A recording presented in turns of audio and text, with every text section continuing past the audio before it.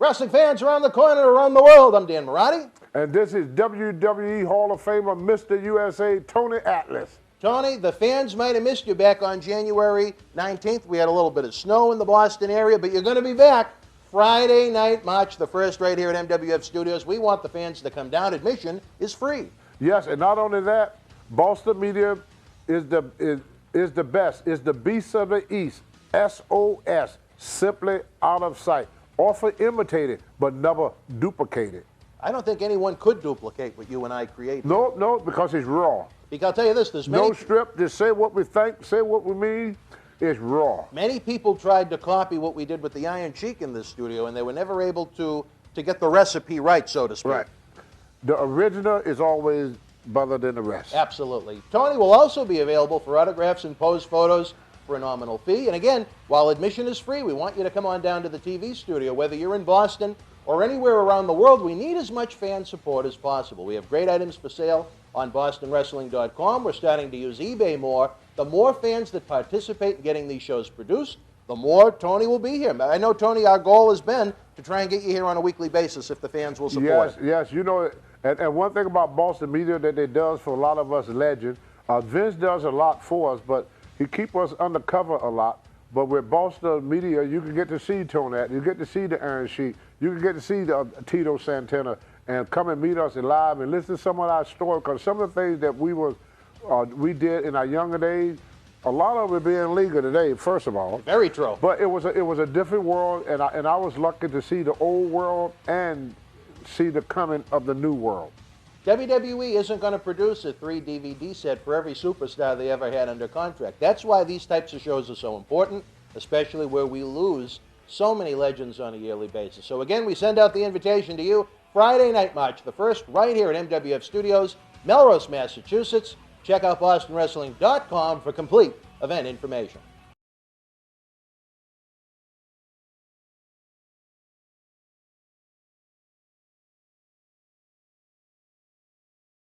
Wrestling fans around the corner, around the world, I'm Dan Marotti.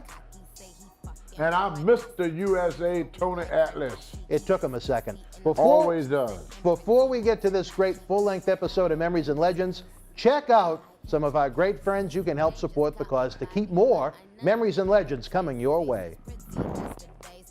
Infinity Key, a truly natural online language training experience. 25,000 minutes, that's what you'll need to invest. Invest 25,000 minutes with Infinity Key, and we'll build you a portfolio of language experiences designed to accelerate your personal progress. The coach will help you strike the right balance between passive acquisition and active application of your target language. InvestKey's algorithms and coaches guide you along the clearest, quickest path forward on your journey to fluency.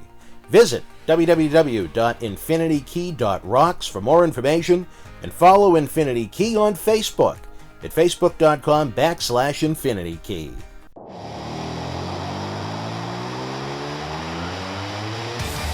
Grand Rapids on Monday, February 11th. Monday Night Raw returns live with a massive main event after a shocking betrayal. Oh my God! Seth Rollins collides with Dean Ambrose for the Intercontinental Championship. Plus, Finn Balor battles Drew McIntyre one-on-one. And don't miss Ronda Rousey and many more. It's WWE Raw live in Grand Rapids, Monday, February 11th. This is Tickets Mick and Foley. pre-sale packages This is are Harley available. Race. This is Shelton Benjamin. This is Mr. Wonderful Paul Orndorff. This is the Monster Abyss. And this is Daniel Bryan. This is JBL, and you're watching the MWF. Be there live.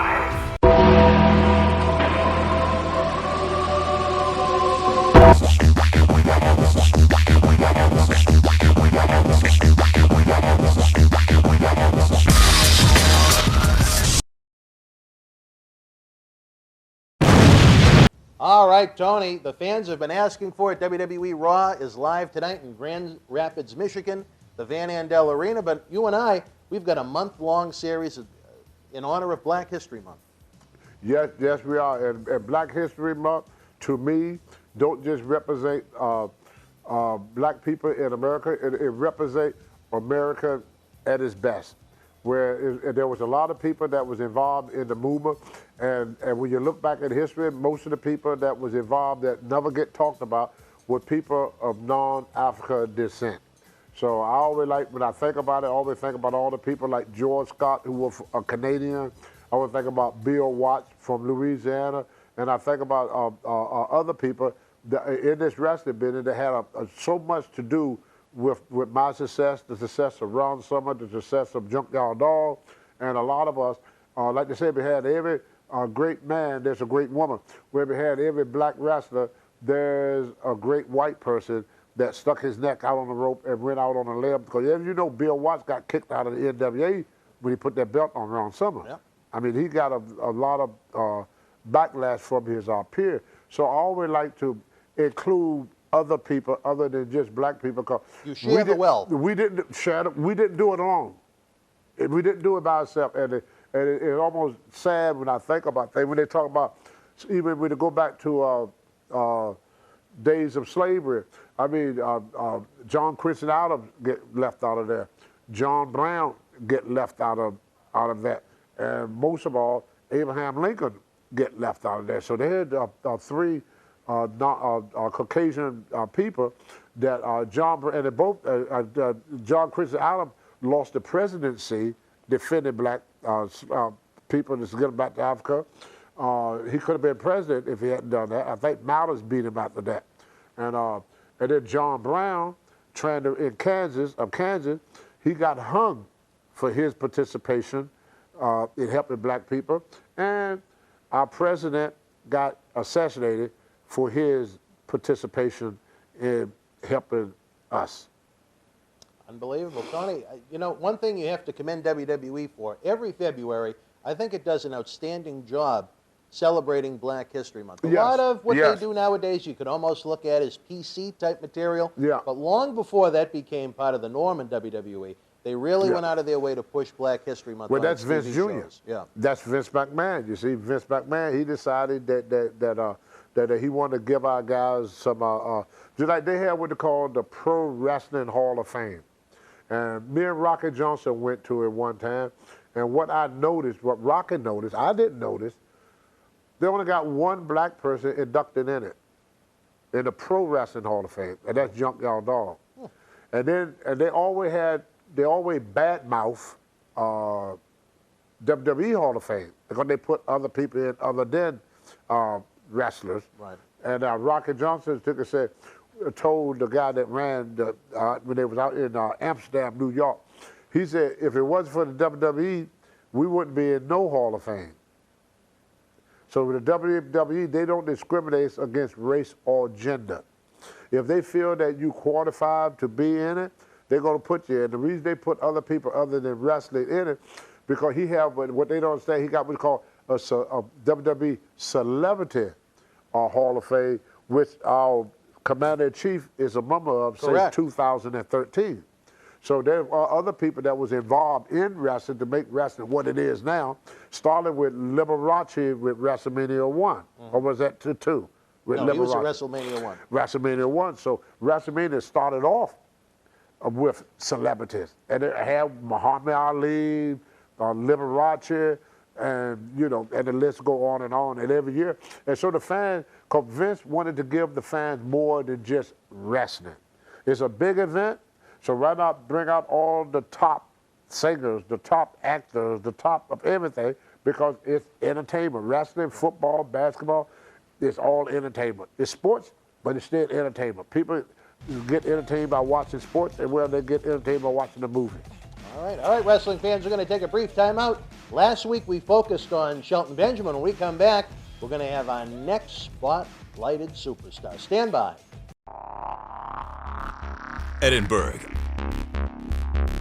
On Friday, February 15th, WWE Live returns with a triple main event as 2019 Royal Rumble winner Seth Rollins takes on Drew McIntyre in an epic battle. Plus, Braun Strowman collides with Baron Corbin one-on-one. And the baddest woman on the planet, Ronda Rousey, clashes with Sasha Banks for the Raw Women's Championship. It's the WWE Live Road to WrestleMania Tour in Edinburgh, Friday, February 15th. Tickets and WWE Superstar Experience packages are available. See the moments Generation X invades WCW. you'll always remember. Like never before. Occupy Raw has taken over. With Raw, the first 25 years, packed with rare photos, profiles of your favorite superstars, and so much more. From the very first Raw to the 25th anniversary, it's the ultimate guide to WWE's flagship show. Raw, the first 25 years. Available now. Wrestling fans, welcome back to another episode of Wrestling Insiders. I'm Dan Marotti with my buddy Tony Atlas. Tony, again, we noted last week we spoke about a great man, a buddy of mine, Shelton Benjamin, friend of yours as well. This week we're going to look at an African-American superstar that has passed away. I thought he was a key part of the late 80s boom. He had very unique feuds with Randy Savage, Hulk Hogan, Jake the Snake Roberts, Bad News Brown, Alan Coolidge. Yes. Alan Cole, he was more than just a wrestler. Yes. He was I believe an Olympia judo champion. Judo, correct. So he was into mixed martial art long before the UFC. He could have been a UFC fighter. He could most definitely been in the UFC, and he was a very quiet man. He wasn't very talkative. He mostly stayed by himself. I didn't see him around a whole lot of people. And he kept to himself again, but I think his career really blossomed under Vince because nobody knew who he was until you go to WWF. If you don't wrestle for WWE, all these great NWA, AWA stars and Globe and the Japan star, until they came with WWE, then people really didn't know him. So he was, like you say, Shelton was before his time. I would say that about Bad News too, because by the time the world got to know him, his career was starting to come towards the end. And he was kind of old when he broke in. Exactly. He wasn't a young guy. Yeah. And so he came a little late.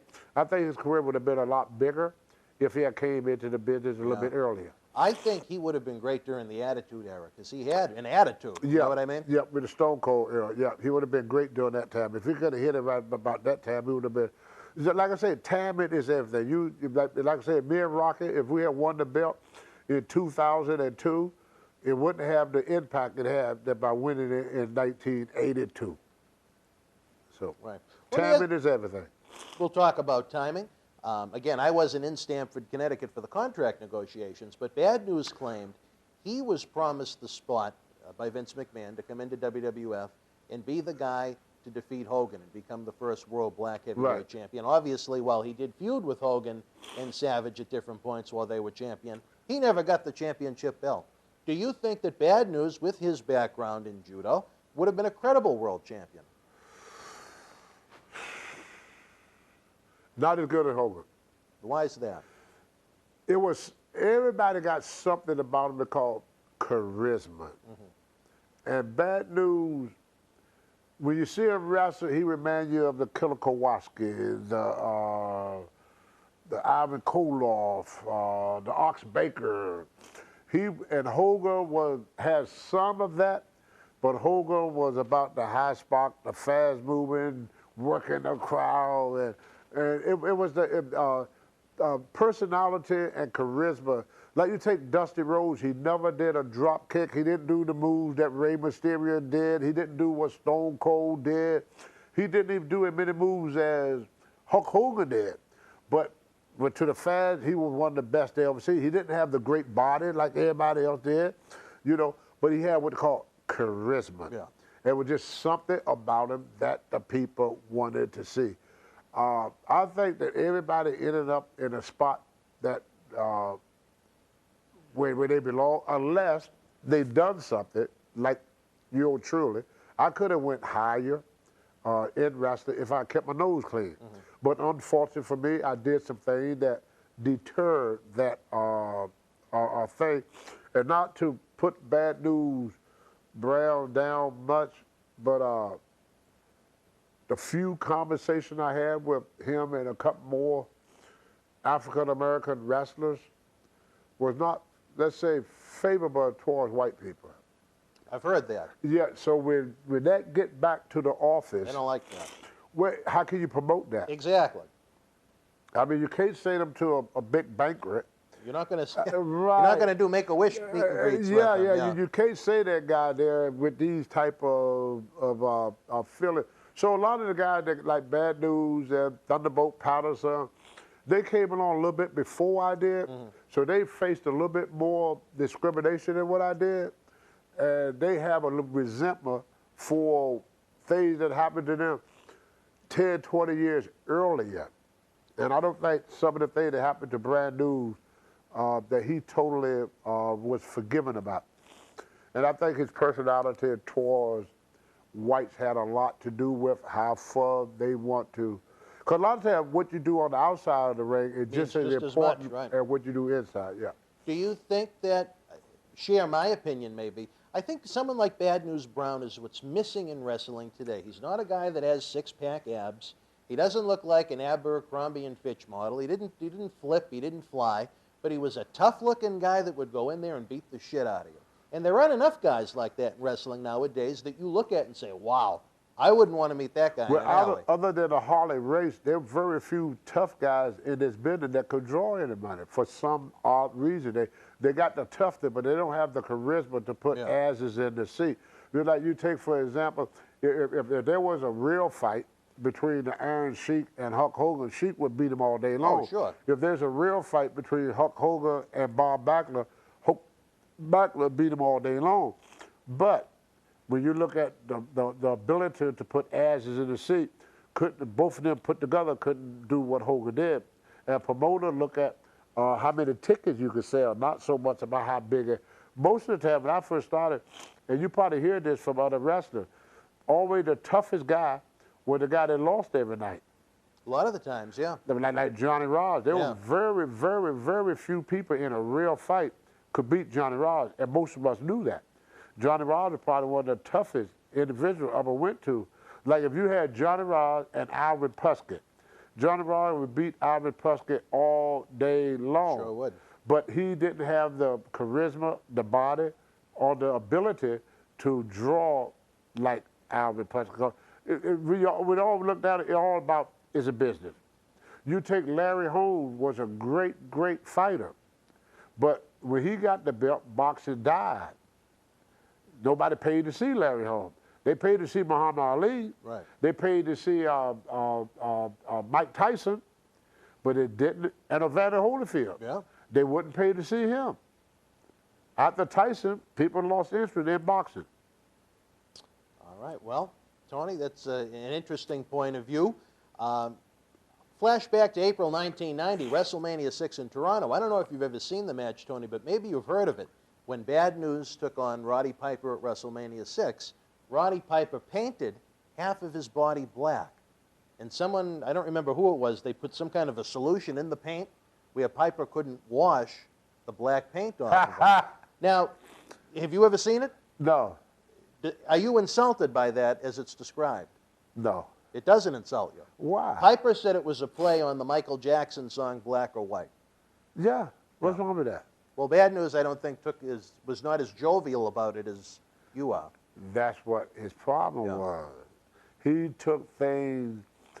Well, when you like someone, they can't do no wrong. When you don't like someone, they can't do no right. And Bad News didn't like whites. You think he was looking for reasons to complain?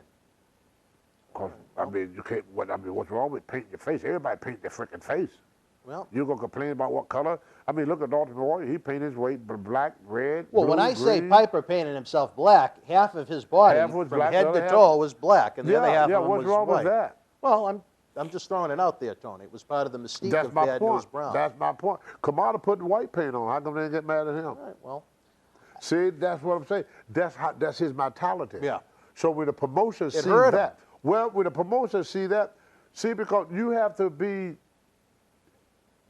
in wrestling, you have to be John Kennedy.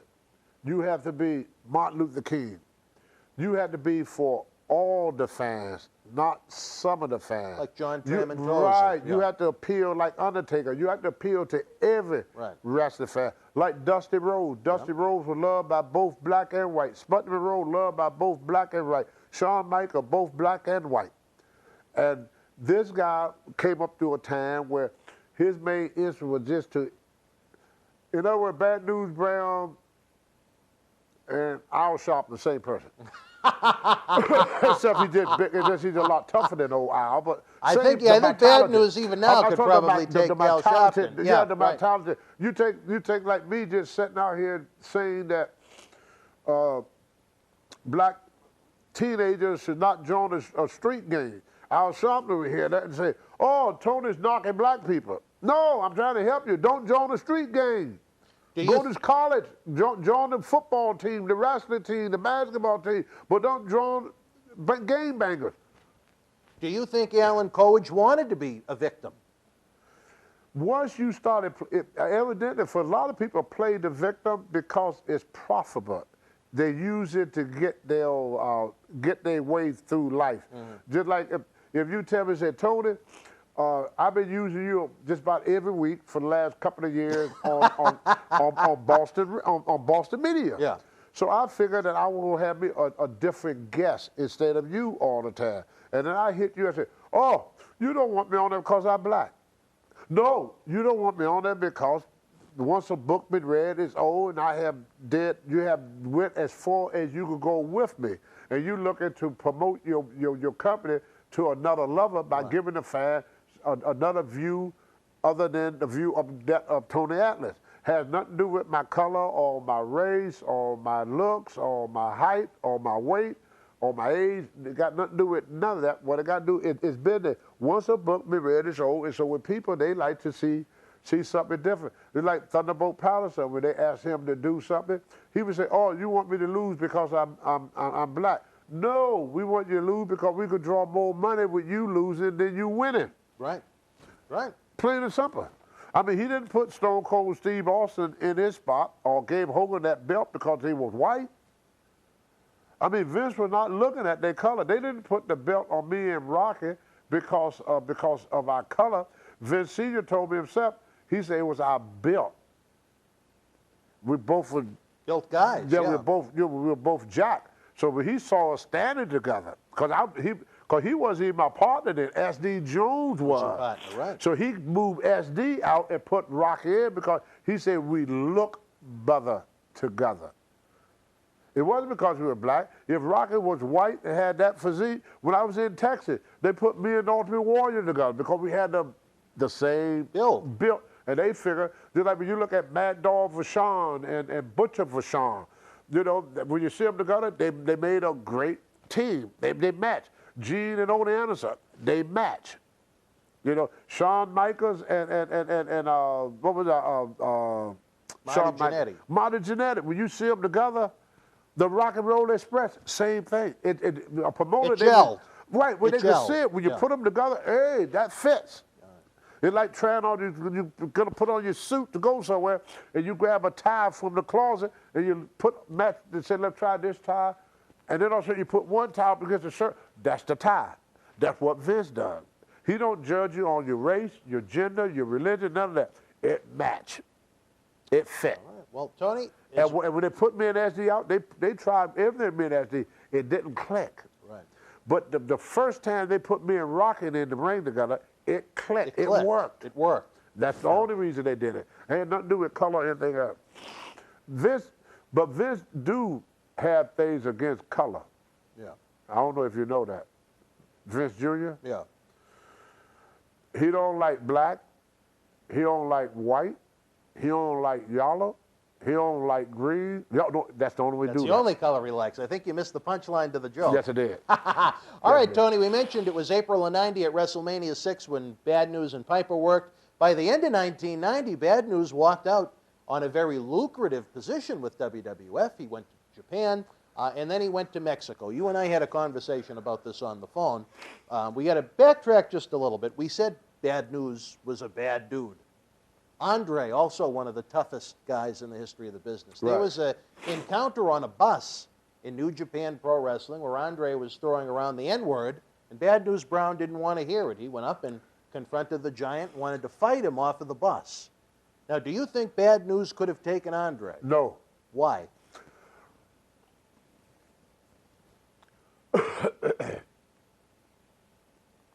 Andre would have threw bad news from Japan to Hawaii. There was no man walking the face of the earth that could have handled an 800-pound, nearly 8-foot tall man that could flip over a 1970 4,000-pound automobile using only one hand. There's no way he can handle a man that could backslap a 285-pound bodybuilder, backhand him, and knock him out for an hour. There is no way that he could have handled a man that took Blackjack Mulligan, Dick Murdoch, and about 6 other guys, and they tried to throw them down on the beach, and Andre threw them around like they was ragdoll. Andre's strength was phenomenal. Legendary. Legendary. The only reason Andre did not fight him on that elevator, well, Japan is not like America. It's not like America. We could do a lot of things in America that don't set well with people from other countries. When Japan bring us over, they put us up in the #1 hotels in that town. #1 hotel. So they expect us to come there and act like civilized, professional athletes. And Andre knew for him to be out street fighting some goofball out in the middle of the lobby, they would have canceled the show, sent Andre home that night, and sent Bad News Brown that night, and Andre would have lost thousands, maybe even millions. Big money. That was one of his biggest. It's just like here, Dan, I'm not going to come into Boston media and act a fool. Right. I'm not going to do that. I'm not going to WrestleMania and pick a frickin' fight with Shawn Michaels or Mark Henry or any of the people there. You know, whatever your differences is, when you go to work, Bad News was at work. Right. The moment he got off that airplane and set foot on foreign soil, his job was to represent the United States in the best possible way. In the business as a whole. As a whole. But he was also representing this country. Yeah. And so when Andre went somewhere, he was representing the WWF at that time. He was representing France. He was representing the rest of the business. And you know as well as I know, I can tell you stories where things like that happened. At one time, I was in Boston, right here in Boston. We stayed at the old Blackfoot Hotel with Angela Moskos.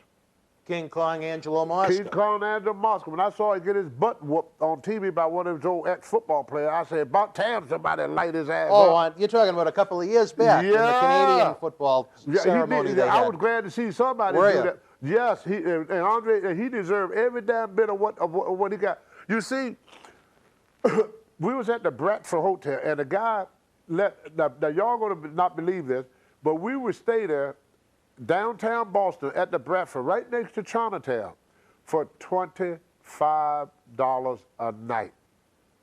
It's a great deal, especially with what the hotels in the area go for now. That's right, $25 a night. And the restaurant, the kitchen would close normally at 10 o'clock.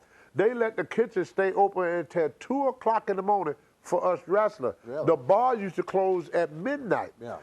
Andre set the bar until 9 in the morning. They would work overnight to take care of us guys. And even if somebody had a room, the guy would hold room, would tell customer that he's full, just to hold a room. For the wrestlers. For the wrestlers. Now, was the meal free? No, you pay for your own food. All right, your food, but he gave a very good rate. And they kept, all we had to do, he said, just give them a good tip, because they were not getting paid. Oh. So they really were doing a service. Their hours was up. Yeah. After 12 o'clock, after 10 o'clock, whoever cooked didn't get paid after 10. His shift was up with the hotel. But we had him to stay till after we got through, and then we all give him a big tip for the cook. Andre used to always take out $50, give this to the cook, or $100, give this to the cook. He was a generous man, from what I understand. He was a perfect gentleman. Well, we would sleep. I was in my bed. It was 1:30 or 2 o'clock in the morning. The owner knocked on my door and said, Tony, you got to leave. I go down the lobby. All the wrestlers is in the lobby. Angela Mosca, he was in the bar drinking. And then he went out to the elevator. And every time somebody came in that elevator, he would urinate on them. He urinated on the fellow guests at the hotel. Yes. Unbelievable. Yes. Unbelievable. He would urinate on.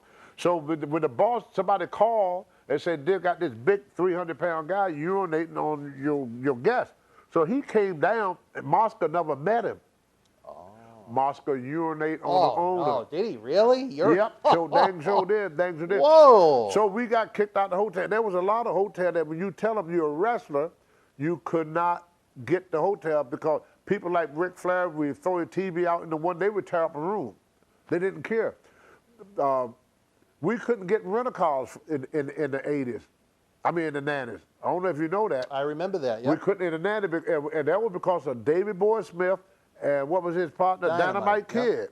And then this other guy, Kirshner. Corporal Kirchner. What a prick he was. What happened with Corporal Kirchner? Kirshner would get a rental car. Yeah. He bring it back. There's no bumper. The dashboard is ripped off, and all the seats are cut up. Why would he do that? Because it wasn't his. Because he was a prick, I guess. No, they would tell you that. I asked Dynamite Kid one time, he was driving, we had this nice Cadillac. Me, the Barbarian, was sitting in the back, and Dynamite and were driving, and David Boy Smith was in the front, and he would just go off the road like a Jeep or something. That car, by the time we returned it, it had tree limbs and, branches and stuff hanging out from the bottom of the thing. The muffler, the muffler was gone. I mean, when you pull it, like, whoa, whoa, whoa, whoa, whoa, whoa. Now, we go down the highway like this. Everything was shocked. Because he'd use it like a Jeep. And so S.D. Jones, when he saw him at the hotel, he said, man, why you do that? At the airport. He said, fuck, I don't care, it ain't mine. He said, they got this show, they just get another one. And they do that with hotel rooms. We got kicked out of more hotel. Now, bad news, what he didn't know, was going to do that to all the wrestlers in Japan. Andre swallowed his pride and walked away to protect the business and the boys. Interesting. Now, how you think Vince Sr. found out when he heard about it, and how you think Al Toler and Barber felt about this guy want to fight in one of his hotels that he got a good deal with? This is on a bus, Tony. It don't matter. All right. The bus is paid for by Orndorff. I just wanted to clarify it was a bus, not a hotel. Yeah, but he challenged me at the hotel, too. Yeah. He wanted to fight him at the hotel, too. Oh, all right. And the bus. Well, let me ask you this, Tony. Isn't it kind of ironic that just a couple of months before Andre... Will you invite me back if I was trying to pick a fight with one of your fans here? Depends on the fan. No, I don't. No, I'm just... You see what I'm saying? Because the people that own the studio ain't going to want that. No, they would not want that. Ah, see? Isn't it funny? Just a couple of months before Andre unfortunately passed away, in just decrepit condition, he was still wrestling in Japan and Mexico at times. Yeah. It was a six-man tag. It was Andre on one side, Bad News Brown on the other, and Andre, very immobile, went to do a sit-down splash on Bad News Brown, and he couldn't get up, and Andre went on to move his bowels on Bad News Brown. Good. Tony! Good. Why is that good? Because he was going to mess it up for the boys in Japan. So Andre messed him up, literally. Yes. And if he was so tough, why he didn't do something about it then? Andre in bad shape, or he knew he couldn't do nothing. All right. Well, wrestling fans, we heard the Hall of Famer Tony Atlas's thoughts on Bad News Brown. We'll be back after this brief timeout to wrap up the show. New Orleans. On Tuesday, February 19th. WWE SmackDown Live brings you a night of thrills as AJ Styles collide with Daniel Bryan for the WWE Championship. Plus, anything goes as Asuka, Charlotte Flair, and Becky Lynch battle it out in a triple threat match for the SmackDown Women's Championship. Also see Rey Mysterio, Randy Orton, and The New Day. It's WWE SmackDown Live in New Orleans on Tuesday, February 19th. Tickets and ringside packages are available. You think you know your favorite superstar? Did you know about Sasha's favorite cousin? What about AJ's tattoos? Chris Jericho's expensive taste? No. You need the book that has everything you want to know about more than 200 of your favorite WWE superstars. It's the WWE Ultimate Superstar Guide. Another interesting episode of Wrestling Insiders with Tony Atlas as we continue our way down Black History Month. Every Monday we have new episodes where we look at superstars that aren't in the Hall of Fame, plus the Big Memories and Legends episode for Elimination Chamber Weekend where we look at those that have been enshrined in the Hall of Fame. It's going to be very interesting, maybe even educational, because you never know where our shows are going to go. Well, I would say one of the, you talk about underrated black wrestlers. Yeah. Ernie Ladd. Ernie Ladd not only was a Hall of Famer in This was about football. Bad News Brown, Tony. Huh? This was about Bad News Brown. I know, but he's not underrated as much as Ernie Ladd because. Well, we're going to talk about Ernie Ladd. He is a Hall of Fame. Yeah, he contributed a lot.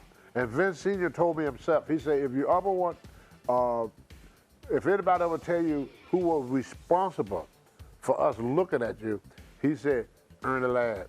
He said Ernie Ladd to us, his word is gold.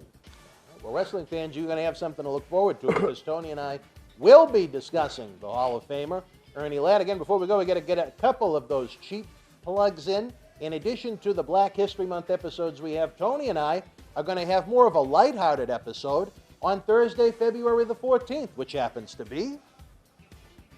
February the 14th? Yeah. We're going to... We're going to... No, what's February 14th? February the 14th? Yeah. Easter. All right. Well, yeah, we're going to have a great Easter special on February the 14th. Easter egg hunt, y'all. No, Come it on is. down, we have Easter egg hunt. If you're from outside of the United States and you don't celebrate it here, February the 14th is Valentine's Day. Oh, it's Valentine's Day. Valentine's Day. Well, let me say this to the fans. Well, no, we're going to have a special on Valentine's Day. We're not going to do it now. Let me wrap you in my warm and tender love. Yeah. All right. Again, Friday night, March the 1st, Tony is going to be right here in this studio before Saturday, March 2nd, when we head down to Mohegan Sun, Uncasville, Connecticut for the Big Pro Wrestling Fan Fest. And then all roads lead to New York City for WrestleMania weekend. It's going to be a blast. Baby. Friday, April the 5th, Saturday, April the 6th. Myself, Tony, and maybe some other friends will be at the WrestleCon convention right in downtown Manhattan. It's the biggest wrestling weekend of the year. You know what I got to say about WrestleCon? What do you got to say? If loving you is wrong, I don't want to be right. If being right means being without you, I'd rather be alone till I die. Now, is it true that you sing that song to random shoes in the store? Yes, I do. All right. All right, for Tony Atlas, I'm Dan I got Marani. shoes I sleep with. We'll see you later this week. You and yours be well.